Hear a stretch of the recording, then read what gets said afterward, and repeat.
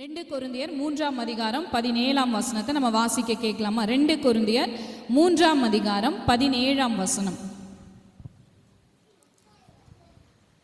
கர்த்தரே ஆவியானவர், கர்த்தருடைய ஆவி எங்கேயோ அங்கே விடுதலையும் உண்டு. கர்த்தரே ஆவியானவர், எல்லாரும் சொல்லலாமா? கர்த்தரே ஆவியானவர். சுத்த ஆவி உங்களிடத்தில் வரும் பொழுது நீங்க பலனடைந்து யூதேயாவிலும், அதாவது தேவனை அறிந்த ஜனங்கள் நடுவிலும், சமாரியாவிலும் தேவனை அறியாத ஜனங்கள் நடுவிலும், பூமியின் கடைசி பரியந்த, பூமியில எங்கெல்லாம் மனுஷங்க போய் ரீச் பண்ண முடியாத இடம் இருக்கோ எல்லா இடத்திலும் நீங்க சாட்சிகளாய் இருப்பீர்கள். பரிசுத்த ஆவி உங்களிடத்தில் வரும் பொழுது. இப்ப நம்ம வாழ்கிற காலம் என்ன தெரியுங்களா? கர்த்தரே ஆவியானவர் வாசிச்சோம் பாத்தீங்களா? நான் உங்ககிட்ட சொன்னல, ஆவியானவர் தான் கர்த்தர். ஹல்லேலூயா. கர்த்தர் இன்னைக்கு நம்ம வாழ்க்கையில எப்படி கிரியை செய்யறாருன்னா, இயேசு நமக்காக செய்ய வேண்டியது எல்லாத்தையும் என்ன செஞ்சிட்டாரு? சிலுவையில செய்து முடிச்சிட்டாரு. அவர் தம்முடைய ஆவியை நமக்குள்ள தந்திருக்கிறாரு. ஹல்லேலூயா. அவர் என்ன செய்திருக்கிறாரு? அவருடைய ஆவியை நமக்குள்ள தந்திருக்கிறாரு. ஆவியானவர் எங்கேயோ, கர்த்தருடைய ஆவியானவர் எங்கேயோ அங்க என்ன உண்டா? விடுதலை உண்டு. ஆவியானவர் எங்க இருக்காரு? ஆவியானவர் எங்க இருக்காரு சொல்லுங்களேன். பிள்ளைங்களுக்கெல்லாம் ஒரு கிளாப் பண்ணலாமா? பாருங்க, ஃபர்ஸ்ட் அவங்க தான் வெக்கப்படாம ஆன்சர் பண்றாங்க. ஆவியானவர் எங்க இருக்காரு? ஹல்லேலூயா. ஆவியானவர் எங்க இருக்காரு? நீங்க இயேசுவை சொந்த இரட்சகராய் ஏற்றுக்கொள்ளும் போது, அநேகர் நீங்க ஏத்துக்கிட்டீங்கன்னா உங்களுக்கு பணம் கிடைக்கும், சாப்பாடு கிடைக்கும், துணி கிடைக்கும், வீடு கிடைக்கும். இல்ல, அதையெல்லாம் விட பெரிய ஒண்ணு உங்களுக்கு கிடைக்கும், பரிசுத்த ஆவியானவர். ஹல்லேலூயா. நீ எந்த கோடி எந்த லட்சம் எதையும் கொடுக்காம நீங்க இயேசுவை சொந்த இரட்சகரா என் தெய்வம் என்று நீங்க ஏற்றுக்கொள்ளும் போது, அதாவது நான் நல்லா சொல்றேன் கேட்டுக்கோங்க, அவரும் ஒரு தெய்வம் அல்ல, அவரே தேவன் நீங்க ஏற்றுக்கொள்ளும் பொழுது, ஆமென், 30 முக்கோடியில் அவரும் ஒருவர் இல்ல, இயேசுவே தெய்வம் அப்படின்னு நீங்க ஏற்றுக்கொள்ளும் பொழுது, நீங்க எந்த கிரயமும் கொடுக்காம அவர் தன்னோட ரத்தத்தை கிரயமாய் சிந்தி உங்களை மீட்டெடுத்து தன்னோட வீடா மாத்தி உங்களுக்குள்ள அமர்ந்துருவாராம். ஹல்லேலூயா. அதாவது வந்து போக மாட்டார். காய்ச்சல்ல உங்களை சுகமாக்கிட்டு போறது, உங்களுக்கு கவலை வரும்போது உங்களை தேற்றிட்டு போறது இல்ல, உங்களுக்குள்ளேயே என்ன செஞ்சிருவாராம்? தங்கிடுவாராம். நீங்க அவருடைய வீடா ஆயிருவீங்களா? ஹல்லேலூயா. நம்ம யார் ஆயிட்டோமா? அவருடைய வீடா இருக்கிறோம். அவர் நமக்குள்ள வாசமா இருக்கிறார். வசனம் சொல்லுது, ஆவியானவர் எங்கேயோ. அப்ப விடுதலை எங்க இருக்கு? நமக்குள்ள. நம்ம ஹார்ட்ல ஒரு டெலிவரன்ஸை கர்த்தர் தந்திருக்க. இந்த பூமியில நம்ம வாழ்ற வாழ்க்கை, இந்த உலகம் நம்ம மேல என்ன பிரச்சனையை கொண்டு வந்தாலும், என்ன சவால்களை கொண்டு வந்தாலும், கர்த்தருடைய ஆவியானவர் நமக்குள் இருக்கிறபடினால எந்த இடத்துல நீங்க இருந்தாலும், எந்த சூழ்நிலையில இருந்தாலும் தேவன் உங்களை விடுதலையாக்குகிறவரா இருக்கிறாரு. ஹல்லேலூயா. அதாவது பழைய உடன்படிக்கைக்குள்ள ஜனங்கள் இருக்கும்போது அவர் வந்து போகும்போதே பயங்கரமான விடுதலைகள் நடந்துச்சு, பயங்கரமான ஜெயங்கள் நடந்துச்சு. எவ்வளவு பேருக்கு தெரியும்? வேதத்துல எவ்வளவு பேர் வாசிச்சிருக்கிறீங்களா? பைபிளில் நீங்கள் வாசிச்சிருக்கிறீங்க. அதுக்கு தான் நம்ம பைபிள் வாசிக்கணும். சர்ச்சுக்கு வந்தோமா, ஒரு சலாம் போட்டோமா, போனோமான்னு இருக்கக்கூடாது. ரட்சிக்கப்பட்ட எல்லா தேவ ஜனங்களும் எதை தியானிக்கிறவங்களா இருக்கணும்? எல்லாரும் சத்தமா சொல்லாமா? கர்த்தர் நமக்காக கொடுத்திருக்கிற அந்த பரிசுத்த வேதாகமத்தை முறையாக வாசிக்கிறவர்களா அல்ல, தியானிக்கிறவர்களாக நீங்களும் நானும் இருக்கணும். ஆமென். ஏன்னா இந்த நாட்கள் அநேக வேறு உபதேசங்களையும் நம்ம நிறைய இடத்துல கேட்கிறோம். வெளியே மட்டும் ஆபத்து கிடையாது, உள்ளேயும் நிறைய ஆபத்துகள் இருக்கு. எப்படி அந்த ஆபத்துகளை நம்ம ஜெயிப்போம்? எப்படி துர் உபதேசங்களை நம்ம ஜெயிப்போம்? எப்படி கள்ள உபதேசங்களை ஜெயிப்போம்? ஏன்னா வார்த்தையை புரட்டும் போது கூட நமக்கான விடுதலைகளை நம்ம மிஸ் பண்ணிடுறோம். ஏன்னா சத்தியத்தை அறியும் போது தான் நமக்கு என்ன கிடைக்குது? விடுதலை கிடைக்குது. சத்திய ஆவியானவர் தான் நமக்கு சத்தியத்தை என்ன செய்யறாரு?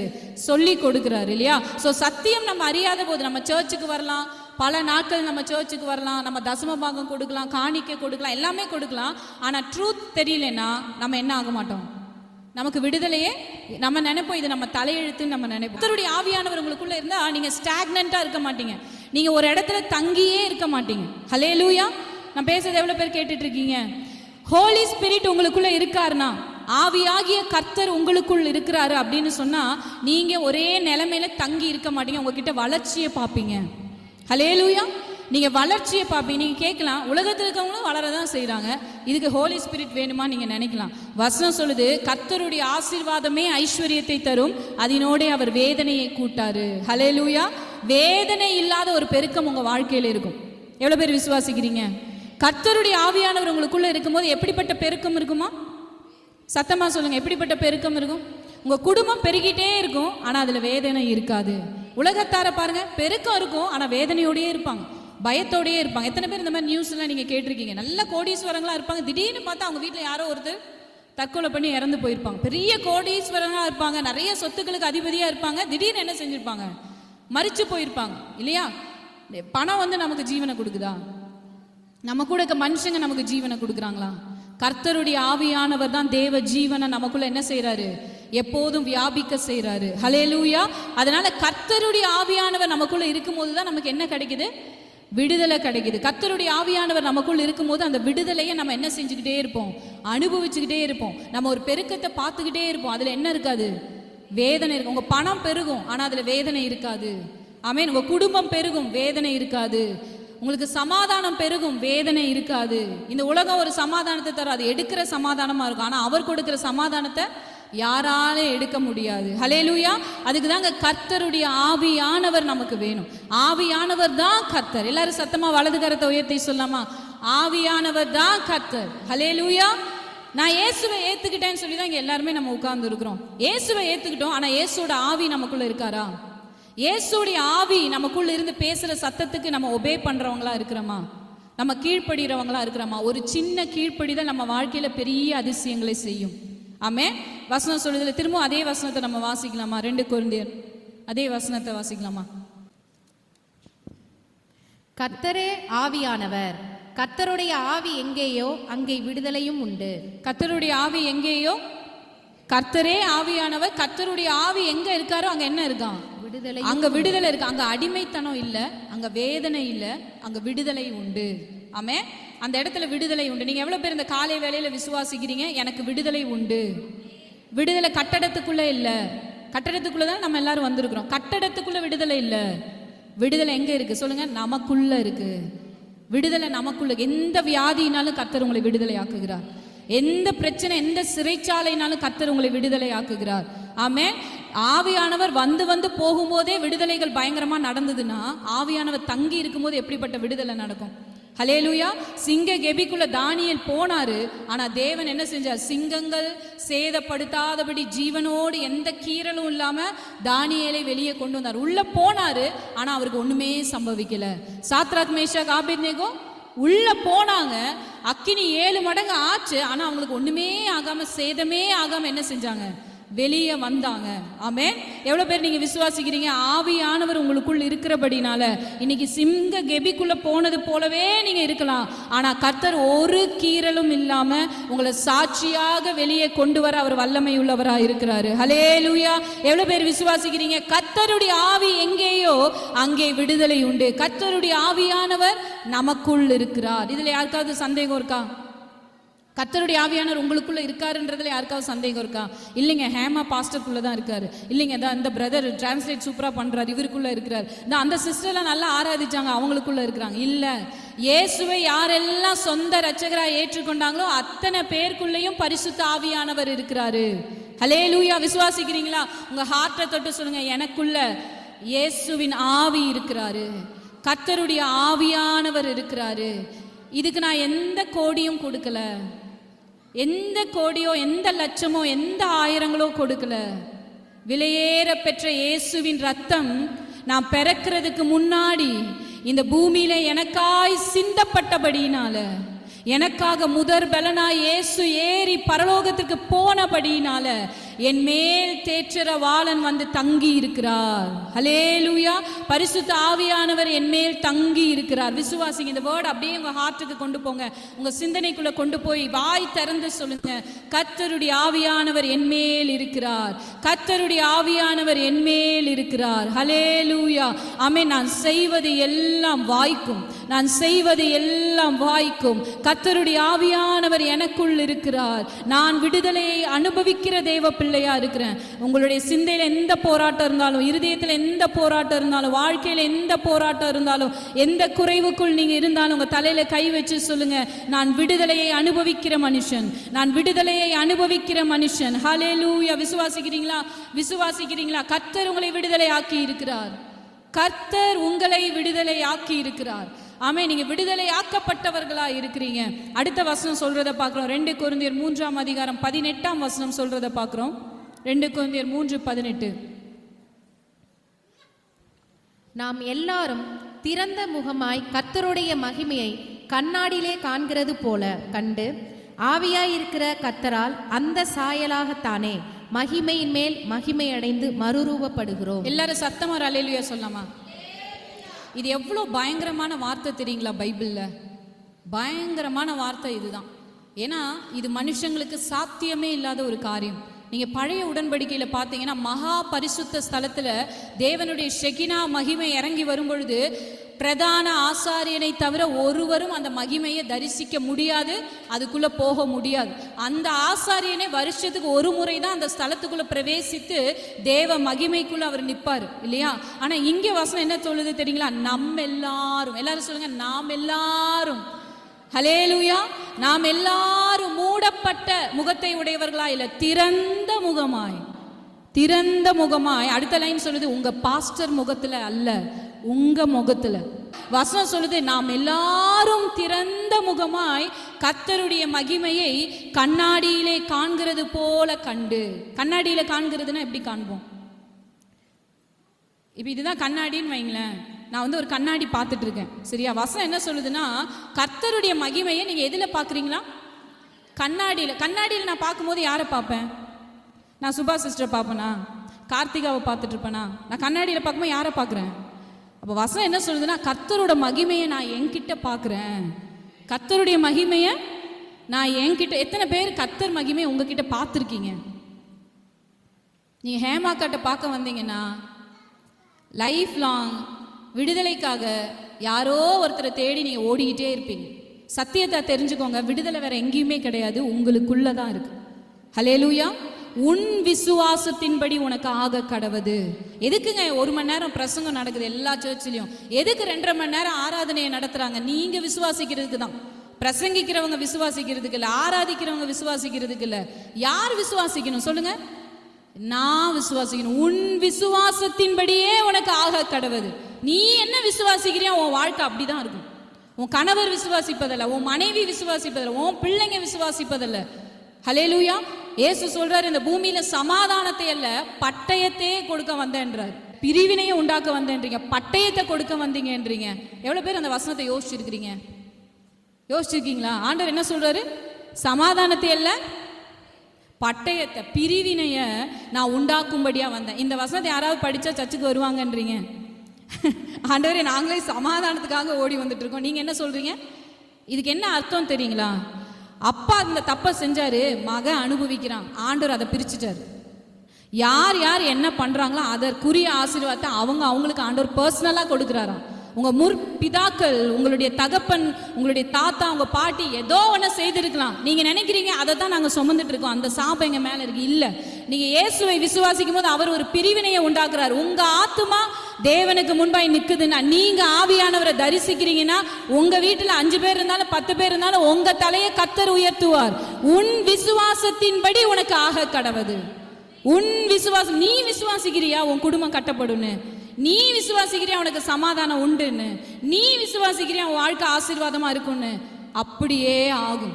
ஆண்டவரே பாருங்க, எங்க வீட்டில் எவ்வளோ பிரச்சனை கொடுத்துருக்காரு, என் கணவர் விசுவாசிக்கவே மாட்டேங்கிட்டாருங்க, நாங்கள் அதுதாங்க இவ்வளோ சாபத்தில் இருக்கிறோம், இவ்வளோ பிரச்சனையில் இருக்கோம். சத்தியம் கிடையாது அது. சத்தியம் என்ன தெரியுமா? நீங்க விசுவாசிங்க, உங்க குடும்பத்தை கர்த்தர் விடுதலையாக்குவார். ஆமே. நீங்க விசுவாசத்துல நில்லுங்க, உங்க மூலமா உங்க கணவரை தேவன் ரட்சிப்பாரு.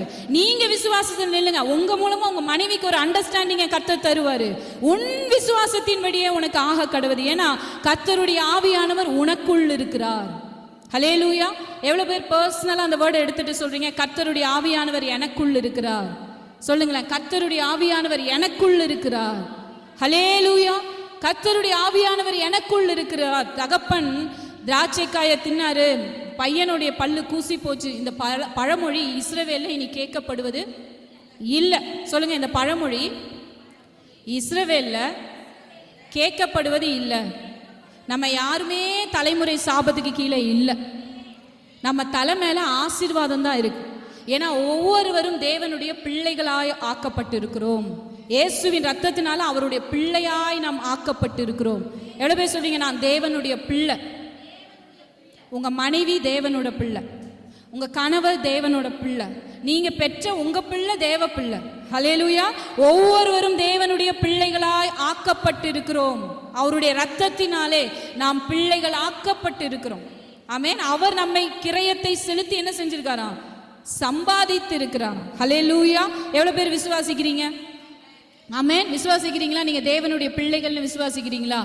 இந்த தேவன் தான் நமக்குள்ள வாசம் பண்றாரு. வசனம் சொல்லுது, அவரை நீங்க எப்படி பாக்குறீங்களா? கண்ணாடியிலே காண்க. உங்களை நீங்க பாக்குறீங்களா? உங்களை நீங்க பார்க்கும்போது யாரை பாக்குறீங்களா? தேவனை. தேவ ஜனங்களுக்கு அதுதான் தெரியறது இல்லை. நம்ம யார்கிட்டயும் ஆண்டவரை தேடுவோம். இங்க பாருங்க இந்த பாஸ்டர் இப்படியே பண்றாருங்க, இங்க பாருங்க இந்த சிஸ்டர் 40 வருஷம் சர்ச்சுக்கு போய் ஒண்ணுமே உருப்படியே இல்லைங்க, அங்க பாருங்க அந்த பிரதர் அப்படி இருக்காருங்க, அங்க பாருங்க அவங்க. நீங்க அங்கங்க பார்த்துட்டு இருக்கீங்க. முதல்ல உங்ககிட்ட பாருங்க. உங்ககிட்ட நீங்க தேவாவியானவரை பார்த்துட்டீங்கன்னா நீங்க போற இடம், நீங்க வாழ்ற இந்த தலைமுறை நிச்சயமா ஆசீர்வாதமா இருக்கும். நம்ம யாரையோ பார்த்துட்டு இருந்தோம்னா தேசம் இன்னும் மோசமான நிலைமைக்கு என்ன செஞ்சுட்டே இருக்கும்? போயிட்டே இருக்கும். சர்ச் செய்ய வேண்டிய காரியம் என்ன? சபை செய்ய வேண்டிய காரியம் என்ன? என்ன செய்யணும்? சபை என்ன செய்யணும்? நம்மையே நம்ம கண்ணாடியில, கண்ணாடி என்னன்றதை நான் உங்ககிட்ட சொல்றேன். கண்ணாடி என்ன தெரியுங்களா? கண்ணாடி தான் சத்தியம். ஹல்லேலூயா. கண்ணாடி தான் என்னது? நம்ம எதை பார்த்து கரெக்ட் பண்ணணும்? கண்ணாடி. கண்ணாடி என்னது? தேவனுடைய வார்த்தை தான் நமக்கு என்னது? கண்ணாடி. எத்தனை பேர் கண்ணாடி பார்த்துட்டு வந்தீங்க இன்னைக்கு? இல்லைங்க, சர்ச்சில் போய் 1 மணி நேரம் வசனம் தான் கேட்க போகிறோம். 1 மணி நேரம் என்ன செய்ய போகிறாங்க? அங்கே போய் கேட்டுக்குவோம். எந்த கண்ணாடியை நம்ம பார்க்கணும்? தேவனுடைய வார்த்தை என்ற கண்ணாடியை நம்ம பார்க்குறவங்களா இருக்கணும். அந்த கண்ணாடியை நீங்கள் பார்க்கும்போது உங்களுக்கு ஆவியானவர் உங்களுக்குள் உணர்த்துறாரு பார்த்தீங்களா? அதை நீங்கள் என்ன செய்யணும்? சரி செய்யணும். நீங்கள் கண்ணாடி பார்க்கவும் முடி இப்படி தூக்கிட்டு நிற்கும். கண்ணாடி பார்த்ததும் உங்களுக்கு என்ன தெரியும்? முடி இங்கே தூக்கிட்டு இருக்கு. உடனே என்ன செய்வீங்க? பரவாயில்ல அப்படின்னு யாராவது வந்திருக்கீங்களா? பரவாயில்லன்னு யாராவது வந்தீங்களா இன்னைக்கு? ஹல்லேலூயா. யாராவது கண்ணாடி பார்த்து முடி தூக்கிட்டு இருக்கு, ஓகே பரவாயில்ல அப்படின்னு யாராவது வந்தீங்களா? யாருமே வரல. எல்லாரோட முகத்தையும் கொஞ்சம் திரும்பி பாருங்களேன். எல்லார் முகத்தையும் நீங்க பாருங்க, எவ்வளோ அழகா வந்திருக்காங்க. ஏன் அழகா வந்தாங்கன்னு சொல்லுங்க. ஏன்னா கண்ணாடி பார்த்துருக்காங்க. கண்ணாடி பார்த்து என்ன செஞ்சிருக்காங்க?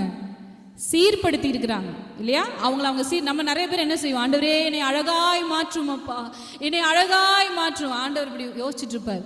அழகா மாத்துறதுக்கு தான் உன் கையில ஒரு கண்ணாடியை கொடுத்துருங்க. தயவு செஞ்சு கண்ணாடியே பாரு, கண்ணாடியே பாரு.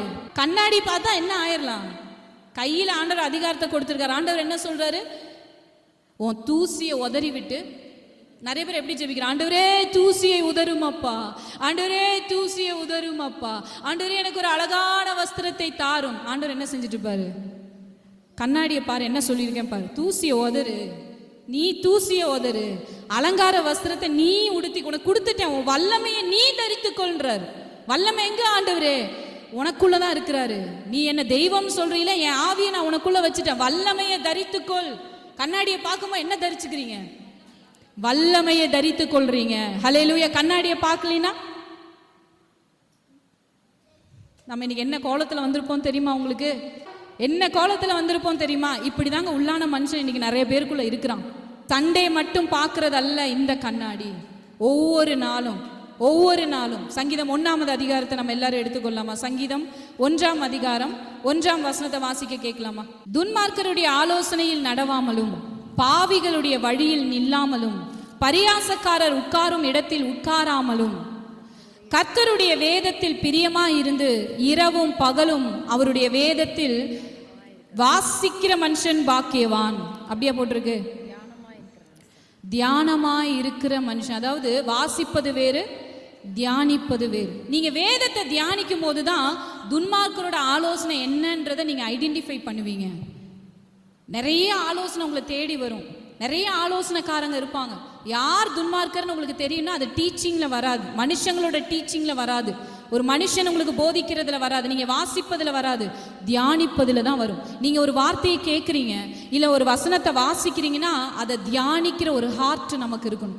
யாரோ ஒன்று உங்களை பற்றி பேசியிருப்பாங்க, அவங்க எங்கேயோ பல கிலோமீட்டர் அந்த பக்கம் போயிருப்பாங்க, பல வருஷம் முன்னாடி நடந்திருக்கும். ஆனால் நீங்கள் என்ன செஞ்சுட்டு இருப்பீங்க?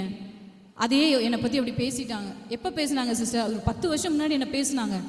நம்ம என்ன செய்யணும்? 10 வருஷம் ஒரு தியானத்தை செஞ்சுக்கிட்டே இருக்கிறோம், 10 வருஷம் ஒரு விஷயத்தை சுமந்து வந்துக்கிட்டே இருக்கிறோம். ஆனால் ரட்சிக்கப்பட்ட தேவனுடைய பிள்ளைகளுக்கு தேவ ஆவியானவர் செய்கிற காரியம் என்ன தெரியுங்களா? அவருடைய வேதத்தின் தியானத்தை கர்த்தர் நம்ம எல்லாருக்கும் தந்திருக்கிறார். இதனால எவ்வளோ பேர் ஆவியில தேவனை ஆராதிக்கும்படி உங்களை ஒப்பு கொடுக்குறீங்க? ஹல்லேலூயா. தேவனுக்கு கீழ்ப்படியும்படி, நீங்கள் மெடிடேட் பண்ணும்படி எவ்வளோ பேர் ஒப்பு கொடுக்குறீங்க? அப்படி நீங்கள் ஒப்பு கொடுக்கும் போது தான் நீங்கள் பெற்றுக்கொண்டிருக்கிற ஆவியானவர் உங்களுக்குள்ள கிரியை செய்கிறதுக்கு நீங்கள் விட்டு கொடுப்பீங்க. தூசியை உதற வேண்டியது நீங்கள் தான். ஆமென். வல்லமையை தரித்து கொள்ள வேண்டியது நீங்கள் தான். ஹல்லேலூயா. வல்லமையே இல்லை, வல்லமையே நான் உணரலை, நீங்கள் தரித்து கொள்ளலை, அதனால தான் உணரலை. எப்போ தரிச்சுக்குவீங்க? கண்ணாடியை பார்த்தா தான் என்ன செய்வீங்க? தரித்து கொள்வீங்க. சங்கீதக்காரன் சொல்றாரு, துன்மார்க்கருடைய ஆலோசனையில் நடவாமலும் பாவிகளுடைய வழியில் நில்லாமலும் பரியாசக்காரர் உட்காரும் இடத்தில் உட்காராமலும் கர்த்தருடைய வேதத்தில், சொல்லுங்களேன் எல்லாம் சத்தமா அந்த வார்த்தையை சொல்லுங்க, பிரியமாயிருந்து இரவும் பகலும் அவருடைய வேதத்தில் தியானமாயிருக்கிற மனுஷன் பாக்கியவான். சொல்லுங்க, பாக்கியவான்.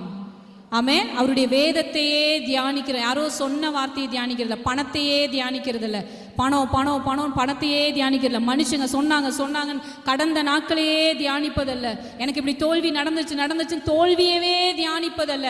கர்த்தருடைய வார்த்தையை நீங்க தியானிக்கிறீங்க அப்படின்னு சொன்னா அந்த வார்த்தையை தியானிக்கிற மனுஷன் பாக்கியவான். அவன் நீர்க்கால்களின் ஓரமாய் நடப்பட்டு தன் காலத்தில் தன் கனியை தந்து இலை உதிராதிருக்கிற மரத்தை போல் இருப்பான். அவன் செய்வது எல்லாம் வாய்க்கும். ஹல்லேலூயா. இந்த ஆலயத்துக்குள் இன்னைக்கு வந்திருக்கிற ஒவ்வொருவரையும் பார்த்து நான் சொல்றேன், இந்த வார்த்தைக்கு சப்மிட் பண்றவங்க ஒவ்வொருவரையும் பார்த்து சொல்றேன், கர்த்தருடைய ஆவியானவர் உங்களுக்குள் இருக்கிறபடினால நீங்க செய்வது எல்லாம் வாய்க்கும். நீங்க செய்வது எல்லாம் வாய்க்கும். சொல்லுங்க, நான் செய்வது எல்லாம் வாய்க்கும். நான் செய்வது எல்லாம் வாய்க்கும். ஏன் வாய்க்கும்? ஏன்னா கர்த்தருடைய ஆவியானவர் எனக்குள் இருக்கிறார். ஆவியானவரே கர்த்தர், அந்த கர்த்தர் எனக்குள் இருக்கிறார். விசுவாசிக்கிறீங்களா? ஆவியானவர் உங்களுக்குள்ள இருக்காருன்னு எவ்வளவு பேர் விசுவாசிக்கிறீங்க? கர்த்தருடைய ஆவியானவர் உங்களுக்குள்ள இருக்கிறார்னா பஞ்ச காலத்திலும் நீங்க 100 மடங்கான அறுவடையை பார்ப்பீங்க. ஆமென். பஞ்ச காலமா இருந்தாலும் நீங்க 100 மடங்கு அறுவடையை பார்ப்பீங்க. ஈசாக்கு பஞ்ச காலத்தில் விதைத்தான். எத்தனை மடங்கு அறுவடை கிடைச்சிச்சான்? 100 மடங்கு. ஏன்னா கர்த்தரை தியானிக்கிற மனுஷன் காலத்தை கண்டு பயப்பட மாட்டான். ஆமென். டைமை பார்த்து அவன் பயப்பட மாட்டான். கர்த்தரை தியானிக்கிற மனுஷன் பாக்கியவான். அவன் செய்வது எல்லாம் வாய்க்கும். அவன் எங்க நடப்பட்டு இருக்கிறான்? அவன் தேவனுக்குள் நடப்பட்டு இருக்கிறபடினால், அவன் எப்போதும் செழிப்புள்ளவனா இருக்கிறபடினால் இந்த உலகத்தில் இருக்கிற காலங்கள் அவனை அடைத்து வைக்க முடியாது. அல்லேலூயா. அவன் செய்வது எல்லாம் வாய்க்கும். அவன் செய்வது எல்லாம் வாய்க்கும். நீங்க செய்ய செய்ய கர்த்தர் அதை வாய்க்க செய்கிற வல்லமையை கொடுத்திருக்கிறார். பக்கத்துல பார்த்து சொல்லுங்க, ஆனா நீங்க செய்யணும். அதுதான் பிரச்சனை. ஆசீர்வாதம் மேலே இருக்கு, ஆனால் அந்த ஆசீர்வாதத்தில் நடக்கிறதுக்கு பலன் இல்லை. வழியில் சிங்கம் இருக்குன்னு சோம்பேறி சொல்லுவானோ. சோம்பேறி எதை சொல்லுவான்? ஒரு வேலை பாரு, இல்லை வழியில் சிங்கம் இருக்கு, இல்லை ரொம்ப வெயிலாக இருக்கு, இல்லை இந்த காலத்தில் இதெல்லாம் செய்ய முடியாது. சோம்பேறி தான் அதை சொல்லுவான். ஹல்லேலூயா. இங்க இருக்க சிலரோடு கர்த்தர் இந்த நேரத்தில் பேசுறாரு. உங்க சோம்பல்னால சில முட்செடிகள், சில காஞ்சொரிகள் உங்க வாழ்க்கையில் இன்னைக்கு இருக்கு. கர்த்தர் சொல்றாரு, உன்னுடைய காஞ்சுரிக்கு பதிலாக மிருது செடியை இந்த நாளிலே கர்த்தர் எழும்ப பண்ணுகிறார். காஞ்சுரிக்கு பதிலாய் சோம்பலா விட்டு சில காரியங்கள் நீங்க நினைக்கிறீங்க அதை கர்த்தர் செய்தார், கர்த்தர் செய்யல. நீங்க சோம்பலா சில விஷயத்தை விட்டதுனால உங்க வாழ்க்கையில சில காஞ்சுரிகளை நீங்க பாக்குறீங்க. காஞ்சுரி நீங்க பார்த்துருக்கீங்களா? அது எங்க இருக்கும் தெரியுமா? பாழான இடத்தெல்லாம் அது மூடி இருக்கும். சில பாழான வீடுகள் பார்த்தீங்கன்னா அதோட செவத்துல எல்லாம் அந்த ஒரு செடி இருக்கும், பார்த்துருக்கீங்களா? நிலத்துல எல்லாம் ஒரு செடி இருக்கும். பைபிள் சொல்லுது, இந்த காஞ்சுரி இருக்கிற இடத்துல வலு சர்ப்பங்கள் இருக்குமா? என்ன இருக்கும்? காஞ்சுரிகள் இருக்கிற இடத்துல, அந்த நிலத்தை, பாழான நிலத்தை சில செடிகள்லாம் வந்து மூடி இருக்கு. எவ்வளோ பேர் பார்த்துருக்கீங்க? காஞ்சுரி பார்த்துருக்கீங்களா? பார்த்ததே இல்லை. நம்ம ஊரில் எங்கே பாரு அதுதான் இருக்கும். பாழான வீட்டெல்லாம் பார்த்துருக்கீங்களா? அங்கெல்லாம் சில செடிகள் முளைச்சிருக்கு. க்ளீன் பண்ணாமல் விட்டாங்கன்னா என்ன இருக்கும்? சில செடிகள் நிலத்தை மூடி இருக்கும், பார்த்துருக்கீங்களா? அதுக்குள்ளே என்ன இருக்குன்னே நமக்கு தெரியாது. வசனம் சொல்லுது, அங்கே வலு சர்ப்பங்கள் என்ன செஞ்சுருக்குமா? படுத்து கிடக்குமா? அதோடைய தாபரமாய் அது இருக்குமா?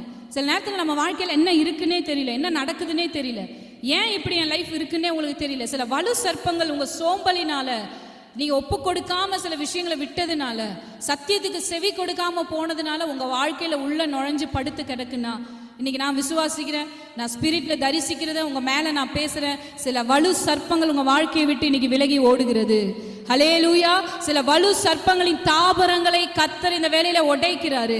பரிசுத்த ஆவியானவருடைய அக்கினி இப்போ உங்க வாழ்க்கை மேல ஊற்றப்படுகிறபடினால, நீங்க ஆவியானவரை குறித்து கேட்டுக்கொண்டிருக்கிற இந்த நேரத்துல, விசுவாசிக்கிற இந்த நேரத்துல, இருதயத்துல விசுவாசிங்க. காஞ்சொரிகள் இப்பொழுது மாற்றப்படுகிறது. உங்க அடையாளமே நீங்க ஒரு சோம்பேறின்னு சொல்லி இருக்கலாம், ஆனா கர்த்தர் இன்னைக்கு உங்க அடையாளத்தை மாற்றுகிறார். கர்த்தர் ஒரு புது பலனை உங்க மேல கட்டளை இடுகிறார். ஆவியில ஜெபிங்க பார்க்கலாம். உங்க உள்ளான மனுஷனில் இருந்து தேவனை ஸ்தோத்திரம் பண்ணுங்க. வெட்கமே படாதீங்க. நம்ம பக்கத்துக்கு அவங்க யாரும் நம்மளை விடுதலை ஆக்கவே மாட்டாங்க. அது யாரா இருந்தாலும் உங்களை விடுதலை ஆக்க மாட்டாங்க. உங்களுக்குள்ள ஆவியானவர் இருக்க. மனசார சொல்லுங்க, இயேசுவே என்னை பத்தி நீங்க பேசுறீங்க, இந்த வார்த்தையை நான் பெற்றுக்கொள்றேன், இந்த வார்த்தையை நான் பெற்றுக்கொள்றேன். ஹல்லேலூயா. காஞ்சொரிக்கு பதிலாக மிருது செடி எழும்புகிறது. நான் விசுவாசிக்கிறேன், இங்க யாரோடு கர்த்தர் பேசுறாரோ உங்க வாழ்க்கையில காஞ்சொரிகள் எல்லாம் மாற்றப்படுகிறது. ஆமே. காஞ்சொரிகளை கர்த்தர் அகற்றும் போது உள்ள ஒளிஞ்சிருக்கிற வலு சர்ப்பங்கள் இயேசுவின் நாமத்தில் உங்க இருதயத்தை விட்டு, உங்க ரிலேஷன்ஷிப்பை விட்டு, உங்க பொருளாதாரத்தை விட்டு, உங்க வீட்டை விட்டு, உங்க பிள்ளைகளை விட்டு இயேசுவின் நாமத்தில் விலகி ஓடுகிறது, விலகி ஓடுகிறது. ஹல்லேலூயா, ஹல்லேலூயா. லரகா ஷிதரமதரபா லெரெமிதிரகா ஷிதரகதரபா. பரிசுத்த ஆவியின் அக்கினி உங்களுக்குள் பிரவேசிப்பதாக. விட்டு கொடுங்களேன். நான் என்ன செய்யணும்? நீங்க ஒன்றும் செய்ய வேணாம். மனசார அந்த வார்த்தையை விசுவாசிங்க. உங்க மனதிலிருந்து சொல்லுங்க, இயேசுவே நீர் என்னை விடுதலை ஆக்கும் ஆண்டவரே, இயேசுவே என்னை விடுதலை ஆக்கும் அப்பா. ஆமென். ஜீசஸ். கர்த்தர் உங்களை விடுதலை ஆக்குகிறார். வசனம் சொல்லுது, காஞ்சொரிக்கு பதிலாய் மிருது செடி எழும்பும். மிருது செடின்றது எப்படிப்பட்ட செடி தெரியுங்களா? அது உயர்ந்த இடங்கள்ல தான் வளரும். உயரமான இடங்கள்ல தான் அந்த மிருது செடி என்ன செய்யும்? வளரும். ரொம்ப சாதாரணமான மோசமான இடத்துல எல்லாம் அந்த செடி வளராது. உயர்ந்த இடங்கள்ல, நல்லா இருக்கிற நல்ல உயர்தரமான இடங்கள்ல தான் அது என்ன செய்யும்? வளரும். அதோடைய அந்த செடியுடைய பண்பு என்ன அப்படின்னா, அது ஹீலிங் கொடுக்குற ஒரு செடியாம், அது சுகப்படுத்துகிற ஒரு செடியாம். அநேகருக்கு காயமா இருந்த உங்களோட வாழ்க்கை அநேகரை சுகப்படுத்துற வாழ்க்கையா இன்னைக்கு கர்த்தர் மாத்துறாரு. ஹல்லேலூயா. உங்களை நினைச்சாலே வீட்டில் இருக்கிறவங்க எல்லாம் அழுகுறாங்க, உங்களை நினைச்சாலே அவங்க கஷ்டப்படுறாங்க. நீங்க முள்ளா இருக்கீங்க, துக்கமா இருக்கீங்க, வேதனையா இருக்கீங்க. ஆண்டவர் இன்னைக்கு உங்க அடையாளத்தை மாத்துறாரு. உங்க அடையாளத்தை கர்த்தர் மாத்துறாரு. நீங்க இனிமேல் பாரமா இருக்க மாட்டீங்க, நீ யாருக்கும் பாரமா இருக்க மாட்டீங்க. இந்த ஆசீர்வாதம் நம்ம மேல வந்து தங்க காரணம் என்ன தெரியுமா?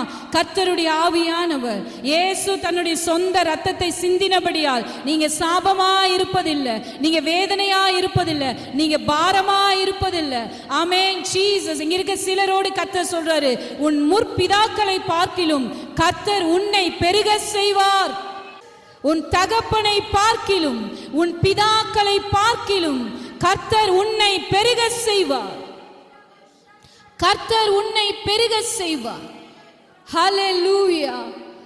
உன் பிதாக்களை பார்க்கிலும் கர்த்தர் உன்னை பெருக செய்கிறார். கர்த்தர் உன்னை பெருக செய்கிறார். ஹல்லேலூயா. விசுவாசிங்க அந்த வார்த்தையை. இந்த வார்த்தையை நீங்க விசுவாசிக்கிறீங்கன்னா நீங்க திரும்ப அந்த வார்த்தையை உங்க வாயில சொல்லுங்க. நான் என் பிதாக்களை பார்க்கிலும் பெருகுவேன், என் பிதாக்களை பார்க்கிலும் பெருகுவேன்.